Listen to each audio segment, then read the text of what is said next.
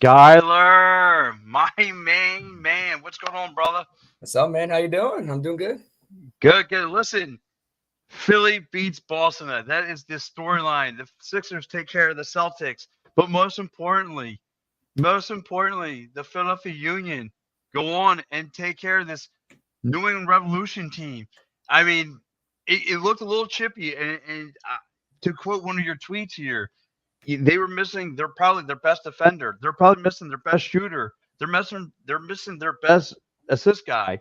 And however, this team found a way to win. A next man step up mentality. What you had with Chris Donovan, the unsung hero, if you will. So Scholar, I'm going to go right to you. What did you see with this game? I seen grit, I seen passion, and they showed heart. They have the never give up attitude is what Jim Curtin has put into this team for over 7-8 years now. The homegrown showed out today. Nathan Harrell probably played one of his best attacking games, even though he didn't have any assists. 37 of 37 passing, which is unheard of from an outside back. And Jack McGlynn played brilliant. And, of course, Chris Donovan coming off the bench and getting that game winner. You couldn't mark it up any better. No, and like I said, the kick he made was just unbelievable. Like they trying to find ways to see if it was offsides and all these other things. And what really screwed things up for New England is when Mark Anthony Kane just stepped on Gazog, and which really screwed it up. And like he was trying to say it wasn't intentional. However, the case may be, you knew where the cleat went onto. It went clearly onto Gazog's chest. I mean, it kind of looked intentional. I don't know. I mean, throughout this game, they were playing with a little chippy. I figured they don't have to do that because they have more. We're kind of short-handed, but I think they showed a little fear, a little intimidation to this Union team because they knew playing against this skill set, they were going to lose this game. And here we are, a 1-0 win, and boom, great game by the defense, great game by Blake. Bailing this team out of trouble again. Someone who's really turning up in playoff mode.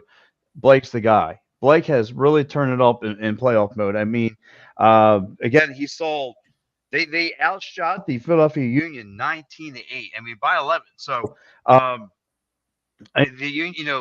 Blake saw a lot of balls coming his way, but like I said, I gotta give the guys like Elliott, guys really stepping up and making sure that nothing came near Blake. And I for like the one look at breakaway with Gustavo Boy, came down. He looked like he was going to make the shot, and I was just like, oh no, but no. Again, this defense crashed down on him. What was your take on the defense? Damian Lowe with a great last-second clearance just before stoppage time. Two guys were wide open behind him. Great defensive effort. Him and Elliott are clicking now. Two great performances back-to-back, and you definitely miss Glassness, but that pairing is succeeding right now, and it'll be interesting to see how they play against FC Cincinnati in the next round. But the back line early on was sluggish, but that's the Union. We're slow early on in games, but I feel like that center back pairing was brilliant tonight. Yeah, look, Skyler. Like, I'll give this team for what it's due. Like you said, the New England, the beginning of the game, and especially towards the end of the game, would bring a lot of offensive pressure, a lot of offensive pressure, to the point where I thought something was going to give, something was bound to give for New England. And however, this Philadelphia Union team figured it out. Again, this is where Jim Curtin steps up. And I'm pretty sure you've seen the hype video with Bedoya in the middle, hyping these guys up. That's a leader. That's the leader that you want on the floor. And maybe that's something New England didn't have. A guy like a Bedoya, maybe a guy who can control these guys' attitudes and all those other things and the intangibles that he brings to the floor. Again, we all know that he's not there for the offense and all that stuff, but he tries and he does make ways. Like he'll find himself open. He'll try to be the assist guy. He'll try to get creative in the offensive zone and try and help this team succeed. And that's another thing no one didn't have. They don't have a guy like a Bedoya. Nah, they don't have a guy in that locker room that can be that type of leader. Farrell's up there, but yeah, nobody is gonna replace Bedoya in that situation. Oh no! Oh no! Look what chimed in. Oh no! No! No! It's too early for him. It's too early. There's not enough drinks of coffee for that guy. Yeah. And of course, oh shoot! There goes. Now There he here's goes. Don. There's the Don. Don should be with us tomorrow as well. You got to kiss his ring. He tells us where to sit in the press box. Is my man Miguel. What's up, Miguel? So, but yeah, I mean, like I said, great game overall from this team. Like I said, offensively, defensively, how you cookie cut it, a 1-0 win is good enough to put this team away. Now this team is looking to have some revenge. Celebrate now, and then just get ready for Cincinnati. Yeah, that matchup was just like Jim just said in his press conference. He had a talk with Pat saying it's inevitable to have this matchup again. And what do you know? We got it 2 years in a row in the Eastern Conference semifinals. Wow, teacher versus student, it's going to be a good one, and it's going to see how this team pairs up. Now I'm a full believer. Like I said, they were missing 3 key pieces, and they still walked out with a victory. Like I thought for sure, I'm like, all right, game 3, based off yesterday's news, I'm like, all right, game 3, whatever, I'll take it. But no, this team came up here to handle business.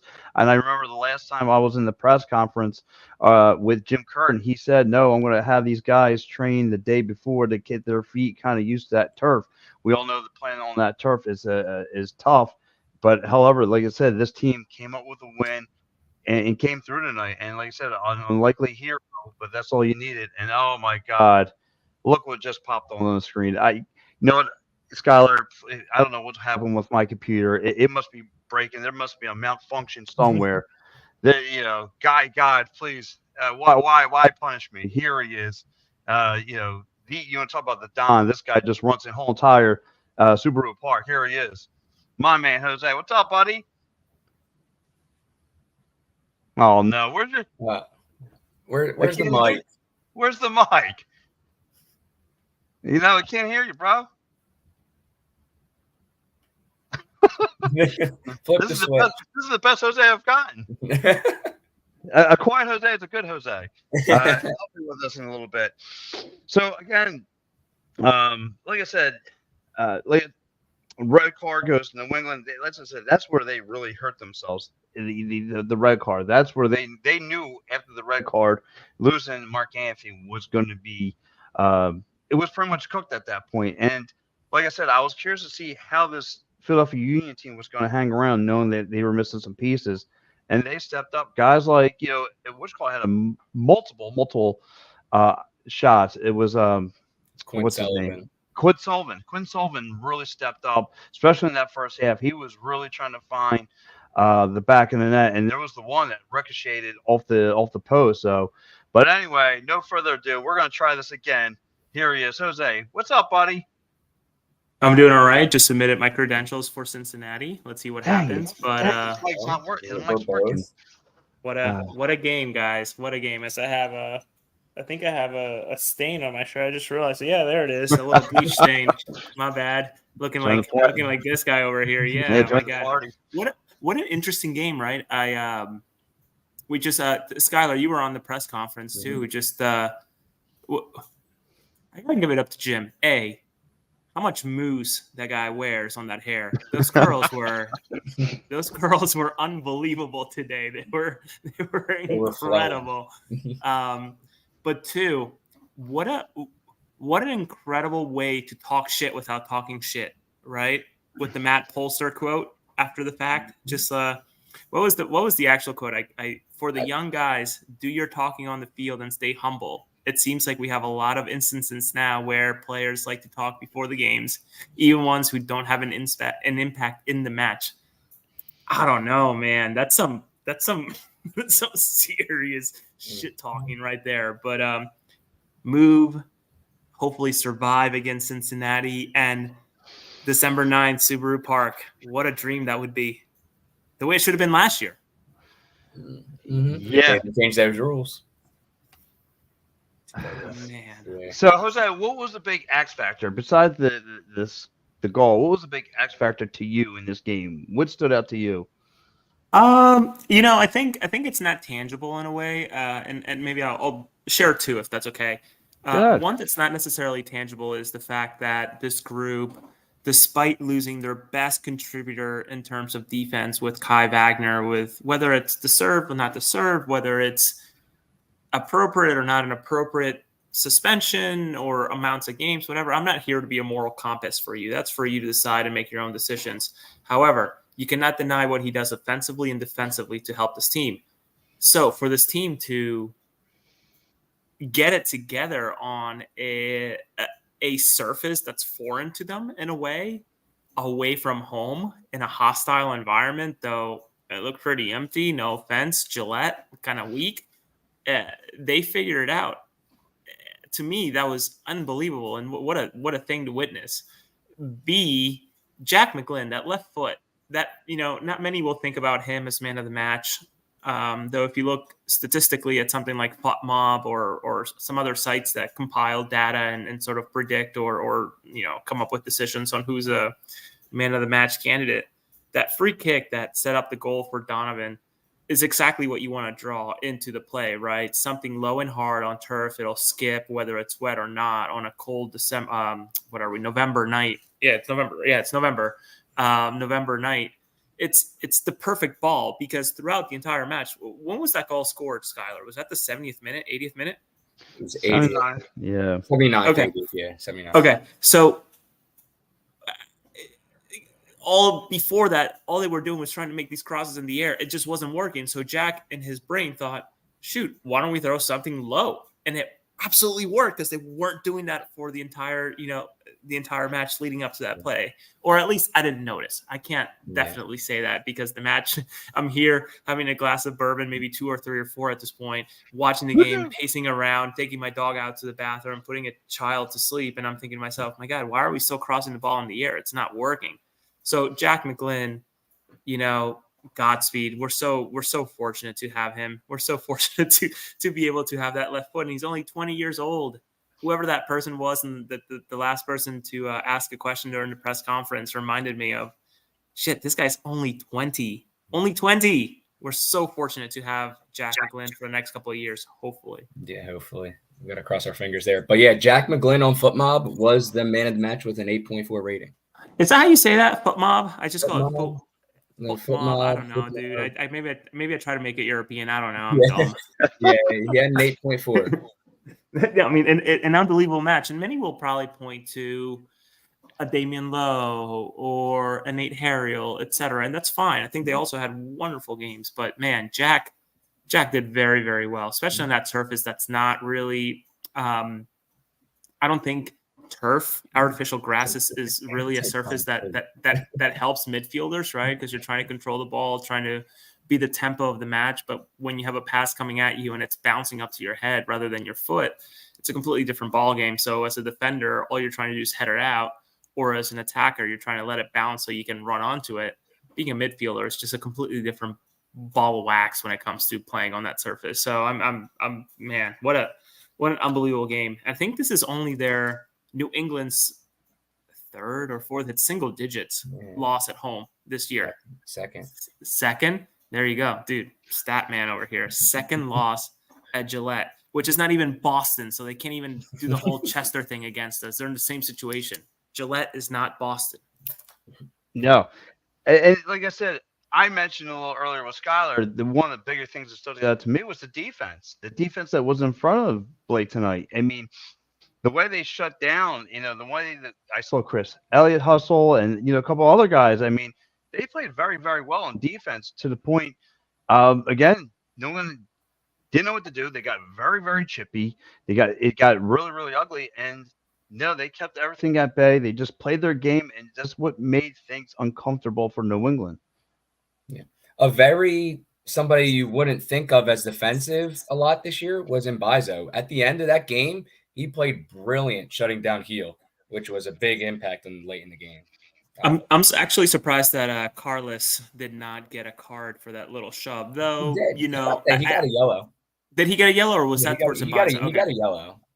I would have thought that was enough to get a red, but at that point, after just giving the yellow just to get it done. Yeah, after the initial red card, which I don't care what journalists you read, whether it's print or digital, or like myself and Skyler who work for or contribute to social sites, whatever digital sites, that was a red card. There is no doubt in my mind that was a red card. I don't care who you read. And if they tell you otherwise, maybe you need to find someone else, because that was clear to me. There's no doubt in my mind that was a red card. Some folks are saying something along the lines, and Skyler, maybe you saw this, right? Where like, oh, where was he supposed to put his foot? Shit, I don't know. Keep it in the air. Like he had a split second that he could have put his foot to the right and went around Gazdag, but he chose to try and step over him. And like we saw, he didn't step over him. And that second little push down as well. Like he stepped and then he stepped up again and went down. That's what did it for me as a referee of 16 years. I'll say this. I am so glad I posted the pollster soundbite earlier today. I am so glad I didn't even see that before, but that was a great one. I'm glad I posted it, because I think it got through to the right people. Mm-hmm. Yeah, that was so messed up. Yeah, and that's, like I said, that wasn't like one of the main things that stood out to me. Like, he knew where he could have put it, and then the minute he acts like he's surprised, like, oh, that really happened to me. I'm like, yeah, bro, you're getting the red, you're getting the red card. Like, let's not try to sugarcoat what you just did. Like, Pat, can I ask you a question quick? You're both of you are more of a American football minds than I am, right? I'm South American. I hardly, sure, go Eagles, whatever. I'm all for it. But like, it's really foreign and weird, at least to me, to hear players from other teams openly asking for their teammates to target people, right, in the open, as like this guy did. Like, that's really bizarre, even in American football, right? A sport that's all about hits, et cetera, right? Yeah, that's very foreign to me. That's just waiting to get penalties called. It's like if the referee's seen that, like, they had to do what they had to do. Like, but yeah, that you don't really see that often, because you get fined right away, which is ridiculous. Exactly. They didn't see it. When was that press conference? Yesterday with Bolster? That was yesterday. So we've had a stomach bug go through the house, and my wife and my two kids have been in and out of just like, not feeling well. And Pat, all about this, right? When stomach bug hits, it's just like, okay, everything shuts down for like, and it revolves until everybody has had it, more or less. So far I'm like 72 hours clear. So maybe I skipped it. But I finally caught up, and I'm just like, wait a second. No one reported on this? Like, this guy's openly calling for teammates to like target opponents. Like, this is not normal. this I've never heard anything of the sort, right? And I've been doing this coverage maybe for a year and a half, but like, as an avid fan of like listening back in the day when the union would put their press conferences on YouTube or like seeking them out, etc. Now the access is very different due to me being involved. I've never heard a player openly call for something like that. So like, and that's why I'm asking, where like, I know the whole thing with the Saints way back when was a huge thing, right? Because that targeting word, immediately my brain went to that with like the boom squad or whatever the heck they used to call themselves, were just like, dude, is this guy really saying what I think he's saying? And again, we're talking about shit talking without shit talking. Jim Curtin, way to walk that tightrope, dude. What an unbelievable statement. And I posted on Twitter. It is an unbelievable statement he put out there. Yeah, you don't see that. You usually see that in hockey. Like, hockey's like a big thing, a big fan of, targeting and all that stuff. Like, that's why, if you notice in hockey, they always say, Pat's got an upper body injury, because the minute you say Pat's got a left broken arm or bruised arm, they're going to target that arm. So, yeah, the coaches don't care. Like, that's why they have goons on that team. They don't care. They're going to spend their whole life in the penalty box. They don't care about getting fined. They don't care about throwing down. Look at their teeth. They only got 2 left in there. So, but yeah, this is unusual, for soccer. And, hey, listen, that's how you're not skilled enough to hang with the union, is when you have to start targeting guys, because you already know that you're going to lose. So, and look, it came down to an unsung hero, Chris Donovan, who I've watch from the Union 2 in the press box and all that stuff. And the kids take it easy. That's the Drexel Dragon. Okay? Let's not get it confused. The Drexel Dragon was always gonna rise, and just what I mean. On it, he lost me money. I did put money on Quinn Sullivan. That plus 390 on a goal on Sullivan was very appealing to me. So whatever, I lost money, but at the expense of advancing. But go on, Pat. So sorry. Put some respect on that name. No, I'm sorry, but my man, it just came down to be the unsung hero, the next man step up mentality. Again, I didn't, just like I said to Skyler in the beginning of the show, there was your top playmaker wasn't around, your top defenseman wasn't around, your top, like you said, he's a two-way player. He could play defense. He could play. We all know what Wagner brings the assist, especially in that on the two piece. So the two set. So again, we were completely, like Skyler said in his tweet, we were completely shorthanded, and here we are making the best of things. So and that's what I loved about this team. There was no quit, and technically the Union shouldn't even been in this matchup, but they hung around, made the right adjustments, found the back in the net, and then they played tough defense for 90 minutes. I loved it. Skyler, I'd love to hear your thoughts, man, because to me it was shocking, and maybe this is a move where we have to praise Jim. Maybe he saw something, or fortune just sort of landed on his lap. But Joaquin Torres had not appeared since August 30th in the loss against Toronto, which he featured for 9 minutes. So to see, to see that man walk to the fourth referee, and I'm thinking to myself, what are we doing? This is not defensive. This is hardly offensive. So what are we doing? So kudos to him, and I'll have a clip going out later today once we're done talking today of his praise, Jim's praise to Joaquin. But as someone who's watched from the press box alongside both of you, how often we've seen Joaquin be the first one into the locker room, right? Out of maybe frustration, right? And I just spoke with Jesus Bueno, so plug. My conversation with him drops tomorrow. Nice. Joaquin probably angry, right? You're a professional. You want to be there. You want to play. So for him to get this opportunity and be out there and perform on not a do or die, because obviously we would have had the game 4 days from now on the 12th if it wouldn't have worked out today. But to go out and just out of nowhere be like, hey, you haven't played since since August 30th. This is a playoff match in a hostile environment away from home. Good luck. Unbelievable performance, even if it was all of 25, 30 minutes. So to me, it's one of those, we talk about Jack and we talk about some other faces throughout this match. I got to give it up to Joaquin Torres. What the guts to have that type of, fortitude to go out there and perform away from home in the playoffs after that long layoff.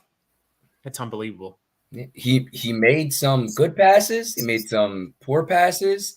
Right when he came on, though, dribbling right out of bounds, I was like, uh-oh. Yeah. Is this going to happen all over again?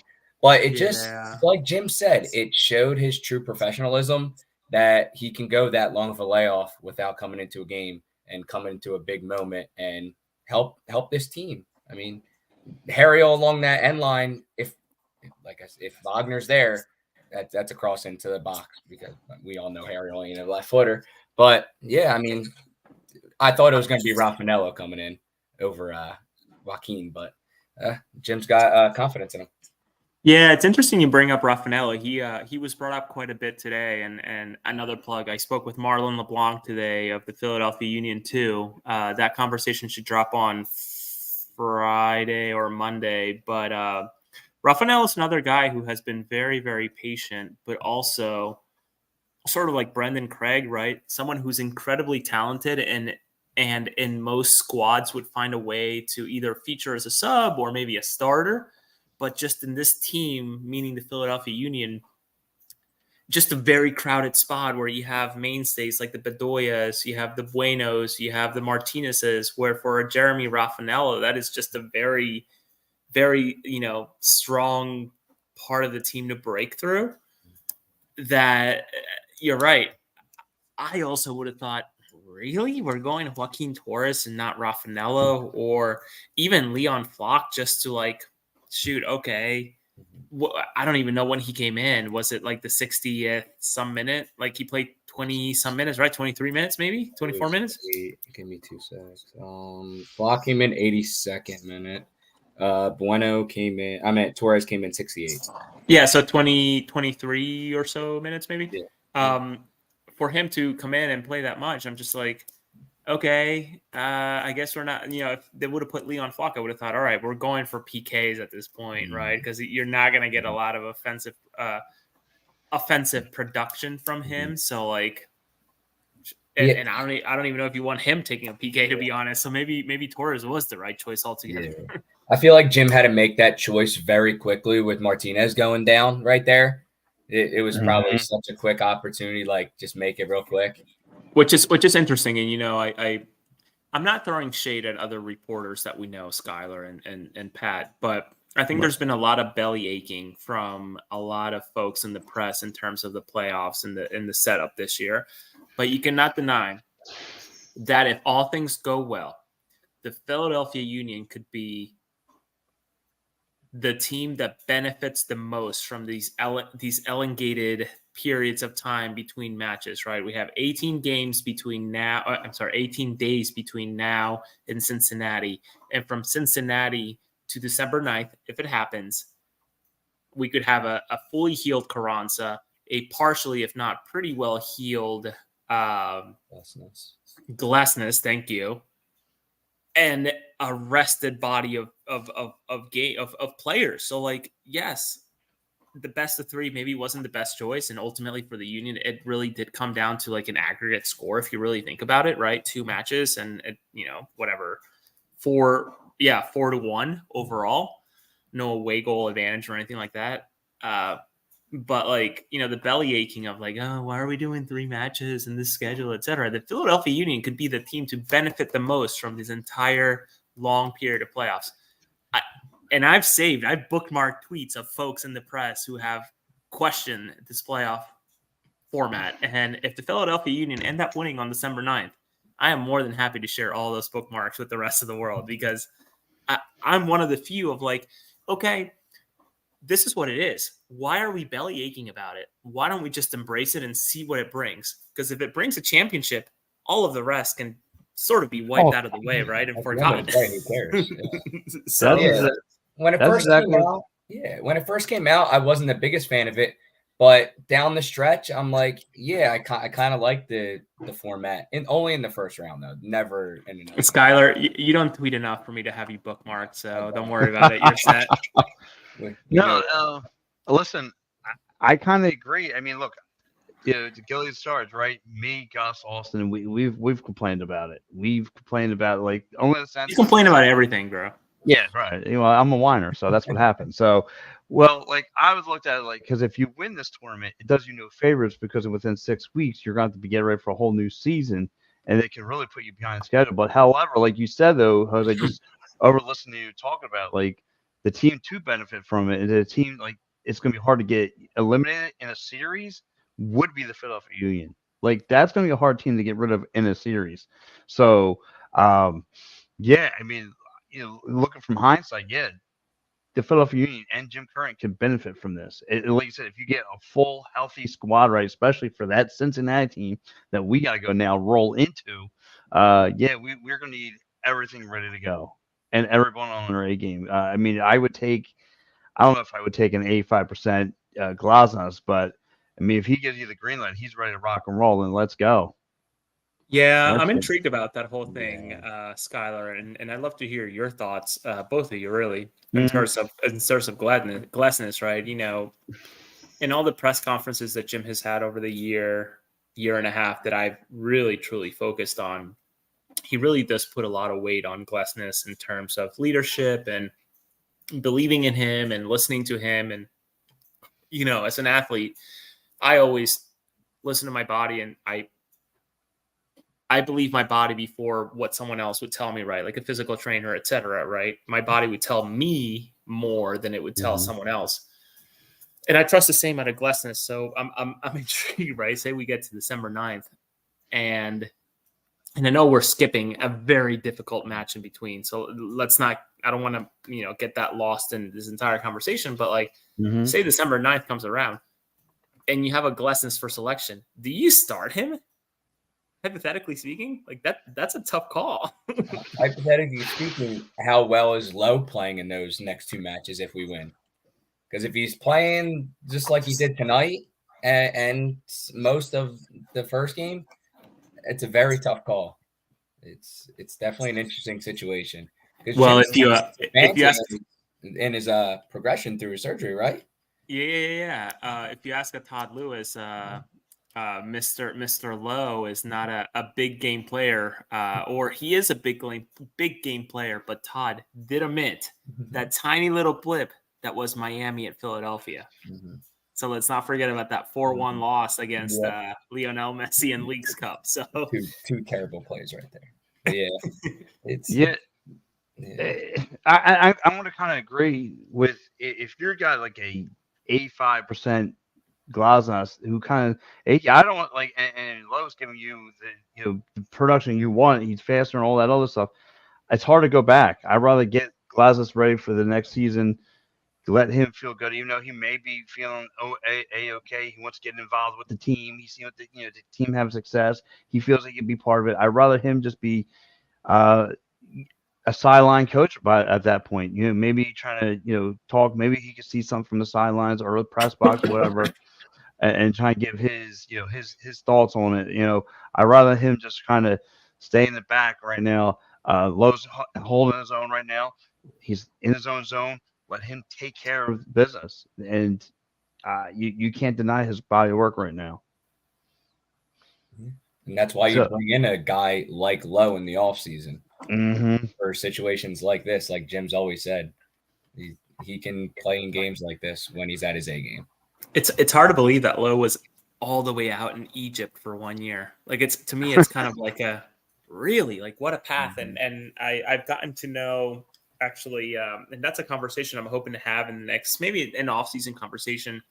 But Lowe's coaches over at Reading United AC, his coaches as well as the owner of the team are more than happy to connect about Lowe and sort of like, listen, this is what we built. And not just Lowe, but like a Camille Miller. And you also think about all the other products that went through prior to MLS Next Pro, right? The McKenzies of the world, the Jack Elliott's of the world that performed for Reading United before going to Bethlehem, before going all the way to the senior team. It's a fascinating factory that they built, but obviously the relationship's a little bit different now with the evolution of MLS, and maybe try to keep it all in house versus having different farm pieces all together. So really, really, really interesting to see what that sounds like.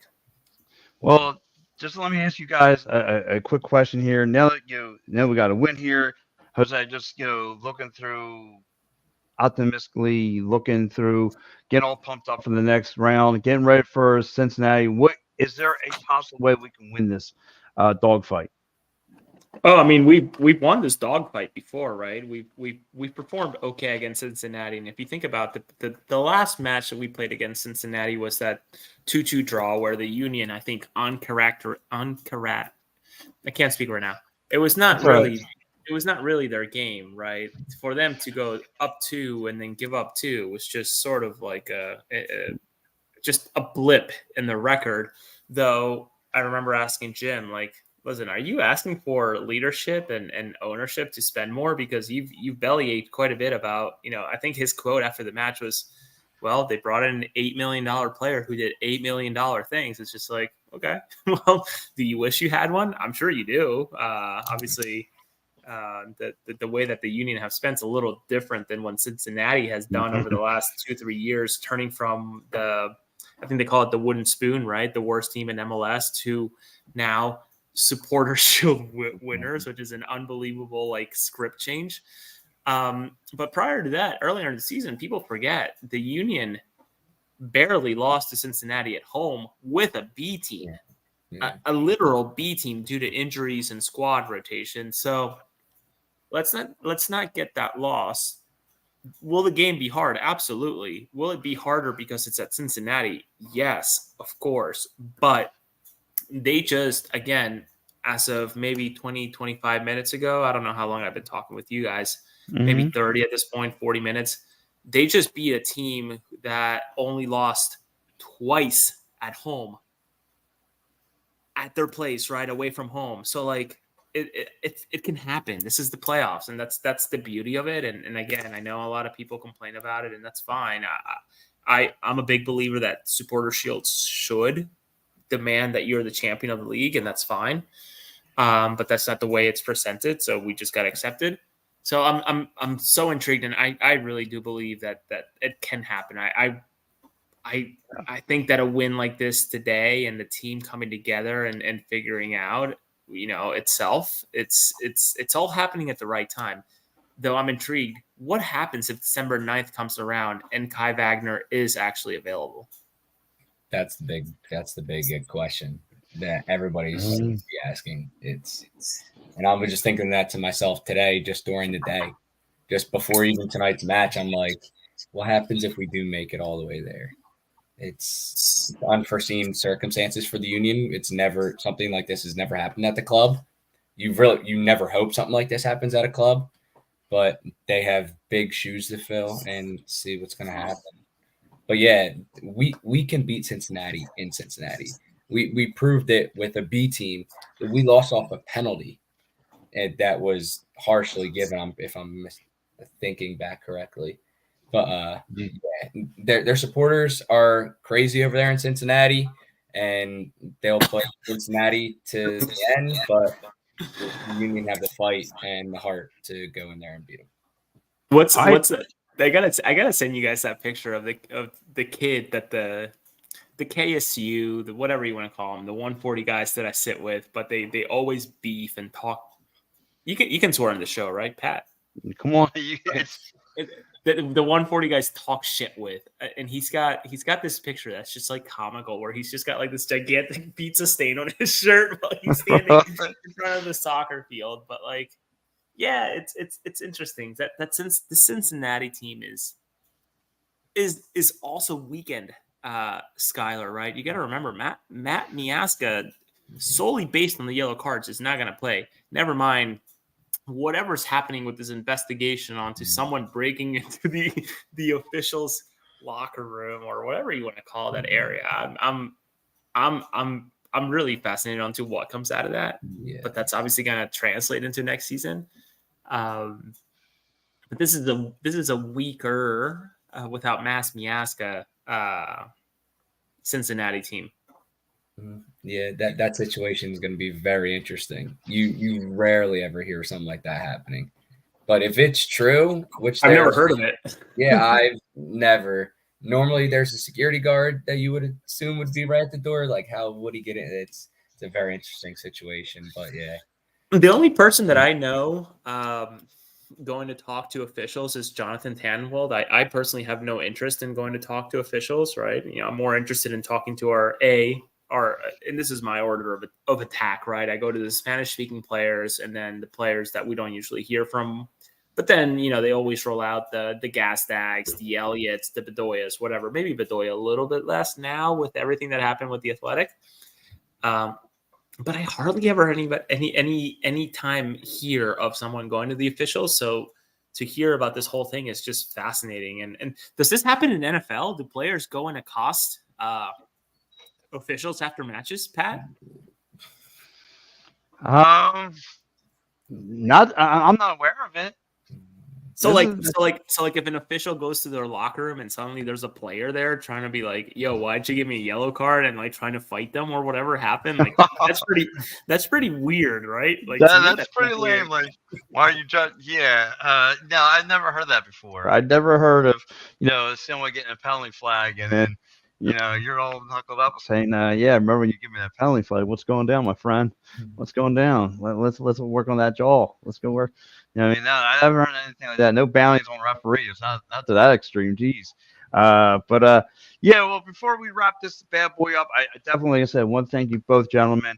Skyler, guys, roll fast Skyler, player of the game. and your plugs. Where can people find you? Got to go with Chris Donovan. He got the game winner, but honorable mention McGlynn. You can follow me on my personal Twitter at skyhoff_3 or at Union Nation. All right, guys, follow Skyler. Again, if you're down at the down at Union game, you see my man Skyler walk around, go say hello to him. Great guy, man. I love hanging out with that dude. Skyler, that beard is looking better and better by the day. Yes, Are you letting that grow? Yes. I need to trim that up. No, you don't. Get mad. The fall brawl. I like Dude, it. That looks great. It's getting bad. I'm squinting a little bit, but it looks great. Yeah. Some of us can't grow one, but we'll just leave it at that. My man Jose, player of the game, and where can people find you? Maybe a little unorthodox, but I'll probably say Jim Curtin. Whatever he said pre, during, meaning halftime and post match, it absolutely worked, especially away from home, to figure out this puzzle that involved Wagner and the Bedoya situation, as well as Carranza being out and throwing in pieces like Joaquin Torres and Donovan to go in and score. It to me was just, whatever Jim has said, I hope there was a camera in that room. I hope we get to hear it. And if we don't get to hear it, I think in everything that, succeeds today through December 9th, and it actually happens and the Union win, I think we should be encapsulated and never heard of. It should be folklore, right, in a way too. So I would say Jim Curtin. And I don't even know my own handles, to be honest with you. So like, if you find Skyler, just do a search for a Jose Nunez. I'm there. I think I'm like Jose R91 or something like that, right? Is that what I'm at? I don't know. But if you do find me on Twitter, I have been able to, and thanks to the Union for giving me some access, but Jesus Bueno, someone that not a lot of people or many fans hear from, right? And I think the language barrier is not to blame, but a circumstance that sort of makes it difficult. I was able to speak with him in Spanish for 16 minutes, and I translated every single word so everybody can hear and read at the same time. And it was really comfortable for him. So look forward to that tomorrow at some point. But then Marlon LeBlanc, who has done an incredible job, not just at Penn State as an assistant coach, West Virginia for 13 years, and now with the Philadelphia Union too over the last couple of years, had a conversation with him for 45 stinking minutes. I should be posting that either on Friday or on Monday. So a very good conversation to hear about the process and really his ethos, which sort of translates to what Ernst Tanner and Jim Curtin sort of instill throughout the entire pillar that is the Philadelphia Union. So exciting stuff coming out of my end, and hopefully, if all things go well with the sponsor, we'll be going to Cincinnati to cover the game as a reporter. So we'll see. It also depends on when it lands, because I think that game's either the 25th or the 26th. So we're looking at the 26th. Wow, Thanksgiving weekend? Yeah, I hope it's the 26th. If it's 25th, I'm not traveling. Yeah, so Saturday the 25th or the 6th, the 26th, which would be a Sunday. So interesting dates for a playoff match, and a lot of players just coming back from international duty. So we'll see. All right. Listen, of course, you catch me right here at Philly Sports, but my number one, I can't say as a player, I got to give it to the defense. The defense was phenomenal. If you want to see how a player, it would be Andre Blake, but to me, the defense in front of Andre Blake tonight was superb. I mean, again, making things uncomfortable for that New England team tonight. Just they couldn't get shots off. They couldn't get anything. I saw Chris Elliott rushing him back on defense. I see him just shutting things down, shutting things down, where things got chippy for them, and they just kept their cool and just kept their game. So I got to give their defense a lot of credit. So, but yeah, that'll be it for me. So, guys, again, and if you guys see my man Jose walk around Subaru Park, please give him a hello, follow, chatter him up. Great knowledge between both these guys. I love sitting with these guys, love chatting up, and love getting my stones busted by this guy right down there. So, guys, have a good one. Great night. Everyone, stay safe. See you later. Oh, yeah. Let me this out.